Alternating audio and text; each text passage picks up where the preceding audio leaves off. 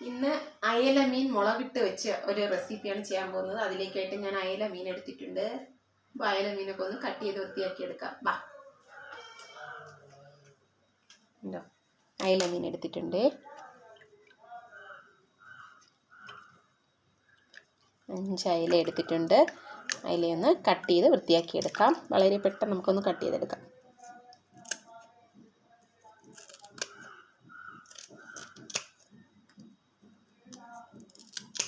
കത്രിക വാങ്ങി വെച്ചിരുന്നാലേ എളുപ്പമാണ് കേട്ടോ, പെട്ടെന്നങ്ങ് കട്ട് ചെയ്തെടുക്കാം.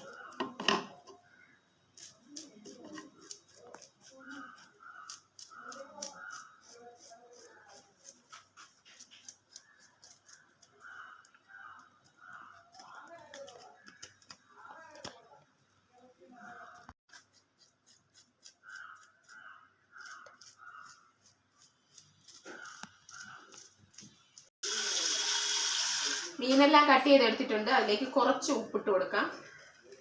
ഉപ്പിട്ട് കൊടുത്ത മീനൊക്കെ നന്നായിട്ട് കഴുകി എടുക്കുമ്പോൾ നല്ലതാണ് കേട്ടോ. ഒന്ന് മിക്സ് ചെയ്ത് കഴുകിയെടുക്കാം. കുറച്ച് ഉപ്പൊക്കെ ഇട്ട് നല്ലതുപോലെ ഒന്ന് മിക്സ് ആക്കിയിട്ടിട്ട് നമുക്ക് കുറച്ച് വെള്ളം ഒഴിച്ച് നല്ലതുപോലെ ഒന്ന് കഴുകിയെടുക്കാം.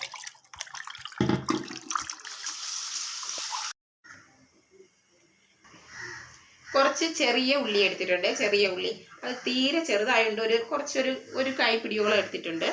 4 ചെറിയ തക്കാളി എടുത്തിട്ടുണ്ട്. കുറച്ച് കറിവേപ്പില എടുത്തിട്ടുണ്ട്.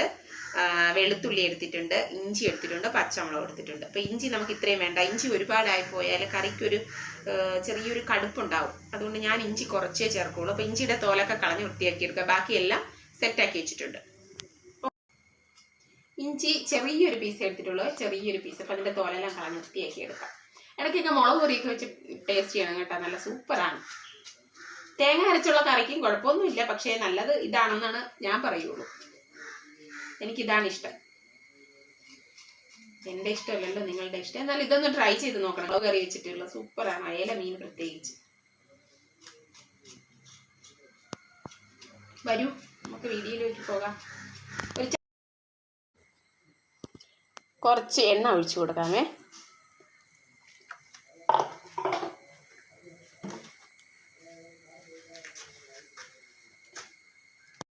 നമ്മൾ എടുത്ത് വെച്ചിരുന്ന വെളുത്തുള്ളി ഇതിലേക്കിട്ട് ഒന്ന് ചതച്ചെടുക്കാം.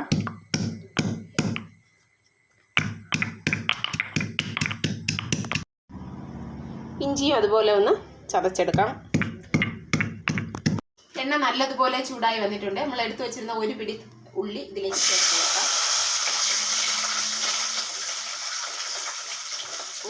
ഉള്ളി ഒന്ന് വഴണ്ട് വരട്ടെ.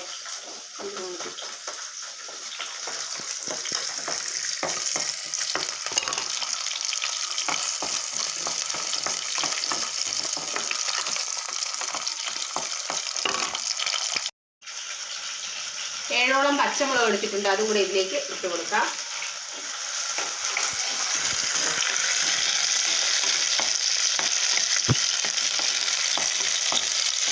ചതച്ച് വെച്ചിരുന്ന ഇഞ്ചി ചേർത്ത് കൊടുക്കാം. വെളുത്തുള്ളിയും ചേർത്ത് കൊടുക്കാം. വെളുത്തുള്ളി നമുക്ക് കട്ട് ചെയ്ത് വേണമെങ്കിൽ ചേർത്ത് കൊടുക്കാം.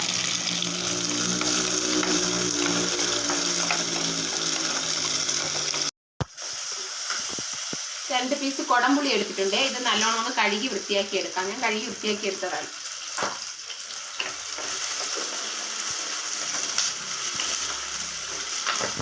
ഞാൻ 4 ചെറിയ തക്കാളി എടുത്തിട്ടുണ്ട്. അതും കൂടി ഇതിലേക്ക് ചേർത്ത് കൊടുക്കാം. മുഴുവനോടെ ചേർത്ത് കൊടുക്കണം.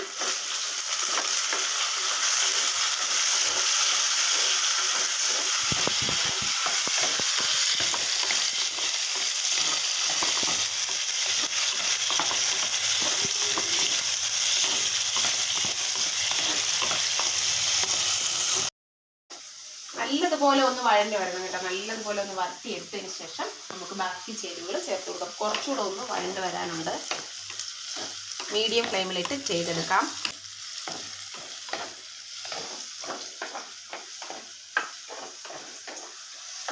നമുക്ക് ഇതിലേക്ക് ആവശ്യമായിട്ടുള്ള മസാലകൾ എടുക്കാം.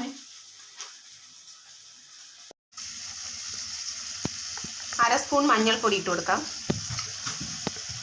1/2 സ്പൂൺ ഉലുവാപ്പൊടി,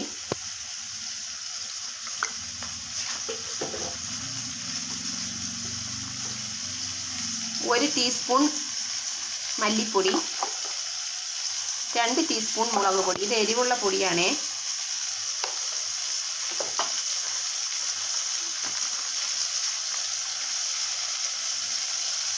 ഒന്നര ടീസ്പൂൺ കാശ്മീരി പൊടി ചേർക്കാം.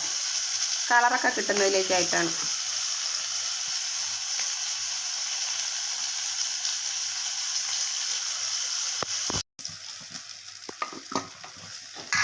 നല്ലതുപോലെ മിക്സാക്കാം.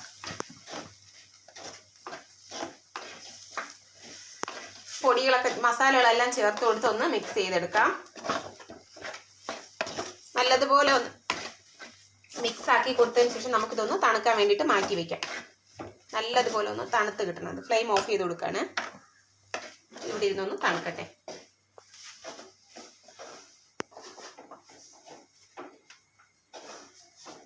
ഫ്ലെയിം ഓഫ് ചെയ്തിട്ടുണ്ട്. ഇനി ഇതിരുന്ന് നല്ലതുപോലെ ഒന്ന് തണുത്തതിന് ശേഷം നമുക്ക് മിക്സിയിലിട്ട് നല്ലതുപോലെ നടിച്ചെടുക്കണം. ഓക്കെ, ഇതെല്ലാം വറുത്ത് തണുക്കാൻ വേണ്ടിയിട്ട് മാറ്റി വെച്ചിരുന്നു. നല്ലതുപോലെ തണുത്ത് വന്നിട്ടുണ്ട്. ഇനി ഒരു മിക്സിയുടെ ജാറിലേക്ക് ഇതെല്ലാം കൂടെ ഇട്ട് കൊടുക്കാം. തക്കാളി ചൂടായി വന്നപ്പോഴത്തേനും അതിൻ്റെ തോലെല്ലാം നമുക്ക് എടുത്ത് മാറ്റാൻ പറ്റിയിട്ടുണ്ട്. അതുകൊണ്ടാണ് ഞാൻ തക്കാളി മുഴുവനോടെ തന്നെ ഇട്ടിട്ടുള്ളത്. തോല് നമുക്ക് എടുക്കാൻ പറ്റും, അതുകൊണ്ട്. അപ്പം ഞാനത് സ്കിപ്പ് ചെയ്ത് പോയിട്ടുള്ളത് കൊണ്ടാണ്. ഇതിലേക്ക് കുറച്ച് വെള്ളം കൂടെ ഒന്ന് ഒഴിച്ചു കൊടുക്കാം. നല്ലതുപോലെ ഒന്ന് അരച്ചെടുത്തിട്ട് വരാം.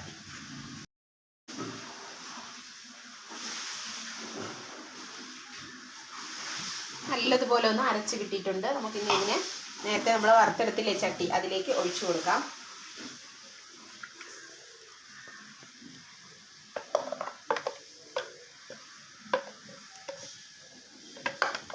മിക്സിയുടെ ജാറിലേക്ക് കുറച്ച് വെള്ളം ഒഴിച്ച് നല്ലതുപോലെ ഒന്ന് മിക്സാക്കി നമുക്കിതിലേക്ക് ഒഴിച്ചു കൊടുക്കാം. നമുക്ക് ആവശ്യമുള്ള വെള്ളം ഇപ്പോൾ ചേർത്ത് കൊടുക്കാം. ഇതിലേക്ക് ഉപ്പ്, പുളി എല്ലാം ചേർത്ത് കൊടുക്കാം. നമ്മൾ നേരത്തെ കഴുകി മാറ്റി വെച്ചിരുന്ന കുടംപുളി ഉണ്ടല്ലോ, അതും കൂടെ ഇതിലേക്ക് ചേർത്ത് കൊടുക്കാം. 2 പീസ് കുടംപുളിയാണ്. ഞാൻ നല്ലോണം കഴുകി എടുത്ത പുളിയാണ്. അതും കൂടെ ഇതിലേക്ക് ചേർത്ത് കൊടുക്കാം. ഇതൊന്ന് തിളയ്ക്കാൻ വേണ്ടിയിട്ട് നമുക്ക് അടച്ചു വയ്ക്കാം.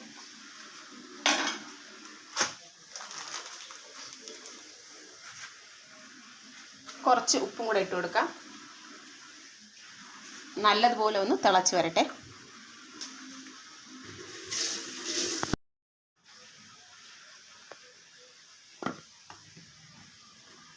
നല്ലതുപോലെ തിളച്ച് വന്നിട്ടുണ്ട് കേട്ടോ. അപ്പോൾ ഇനി നമുക്ക് മീനിൻ്റെ പീസുകളൊക്കെ ഇതിലേക്ക് ചേർത്ത് കൊടുക്കാം.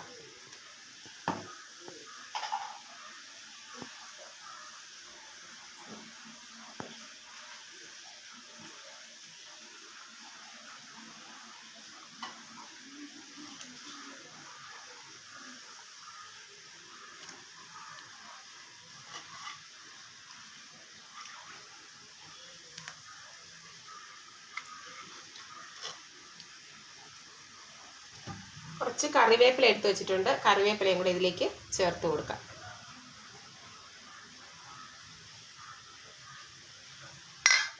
ഇനി അടച്ചു വെച്ച് കൊടുക്കാം. തിളച്ച് കുറുകുമ്പോൾ നല്ല സൂപ്പർ ടേസ്റ്റ് ആയിട്ടുള്ള ഒരു അയലമീൻ കറിയാണ്. അപ്പോൾ എല്ലാവരും ഇതൊന്ന് ട്രൈ ചെയ്ത് നോക്കണം കേട്ടോ. ട്രൈ ചെയ്തിട്ട് തീർച്ചയായിട്ടും നിങ്ങളുടെ അഭിപ്രായങ്ങളൊന്ന് കമൻറ്റ് ചെയ്തേക്കണേ. എല്ലാവർക്കും ഇഷ്ടപ്പെടും. സൂപ്പറാണ്. കപ്പയുടെ ആണെങ്കിൽ പൊളിക്കും, ചോറിൻ്റെ കൂടെയും പൊളിക്കും.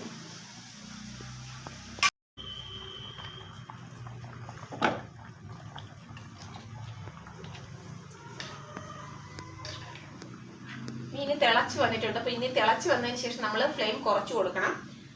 നേരത്തെ നമ്മൾ ഹൈ ഫ്ലെയിമിലിട്ടിരുന്നു. ഇനി മീഡിയം ഫ്ലെയിമിലിട്ടിട്ട് ഒരു 15 മിനിറ്റോളം നമുക്കിത് വേവിച്ചെടുക്കാം. ഇതിപ്പോൾ ഈ റെസിപ്പി ഇന്ന് ഞാൻ ചെയ്തത് എൻ്റെ ഒരു സബ്സ്ക്രൈബറായ നോബിതയുടെ ആവശ്യപ്രകാരമാണ് ഞാൻ ഇങ്ങനെ രീതിയിൽ ചെയ്തത്. തീർച്ചയായിട്ടും നോബിതയ്ക്ക് മാത്രമല്ല എല്ലാവർക്കും ഇഷ്ടപ്പെടും. നല്ല സൂപ്പർ റെസിപ്പിയാണ്. ഇത് അയലമീൻ മാത്രമല്ല കേട്ടോ, ഏത് മീനും നമുക്കിങ്ങനെ കുടംപുളിയൊക്കെ ഇട്ട് ഇങ്ങനെ മുളക് കറിയായിട്ട് വെക്കാം. ഇതിപ്പോൾ ഞാൻ എരിവിത്തിരി കൂടുതലുണ്ടെന്ന് തോന്നുന്നു. ഇത് നിങ്ങൾക്ക് എരിവ് ആവശ്യമില്ലെങ്കിൽ അതനുസരിച്ചിട്ട് കുറച്ച് വെക്കാം. മുളക് പൊടിയൊക്കെ കാശ്മീരി പൊടി കൂടുതൽ ഇട്ടാലും മതി. ഞാനൊരു 2-2.5 സ്പൂണോളം എരിവുള്ള മുളക് പൊടിയാണ് ഇട്ട്. ഞങ്ങൾക്ക് ഇച്ചിരി എരിവൊക്കെ വേണം, അതുകൊണ്ടാണ്. നിങ്ങൾക്ക് ഇഷ്ടമുണ്ടെങ്കിൽ ഇത്രയും ചേർക്കാം, ഇല്ലെങ്കിൽ കുഴപ്പമൊന്നുമില്ല. നിങ്ങളുടെ ഇഷ്ടത്തിനനുസരിച്ച് ചേർക്കാം കേട്ടോ. സൂപ്പറാണ്. എല്ലാവരും ഒന്ന് ട്രൈ ചെയ്തിട്ട് നിങ്ങളുടെ അഭിപ്രായങ്ങൾ തീർച്ചയായിട്ടും എന്നെ അറിയിക്കണം. ഓക്കെ.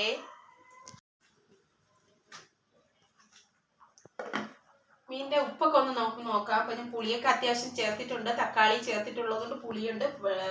ഈ പുളി ഇത്തിരി നല്ലോണം വറ്റി വരുമ്പോഴേ അതിന്റെ ആ പുളി രസമൊക്കെ ഉണ്ടാവുള്ളൂ കേട്ടോ. ഉപ്പൊക്കെ ഒന്ന് നോക്കാം.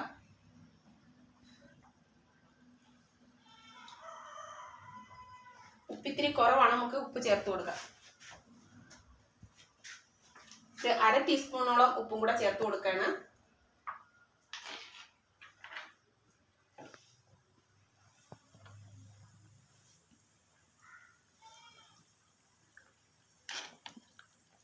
അടച്ചു വെച്ചു കൊടുക്കാം. ഇത് നല്ലോണം ഒന്ന് വറ്റുമ്പോൾ നമ്മുടെ സൂപ്പർ ടേസ്റ്റ് ആയിട്ടുള്ള കറി തയ്യാറായിട്ടുണ്ട്.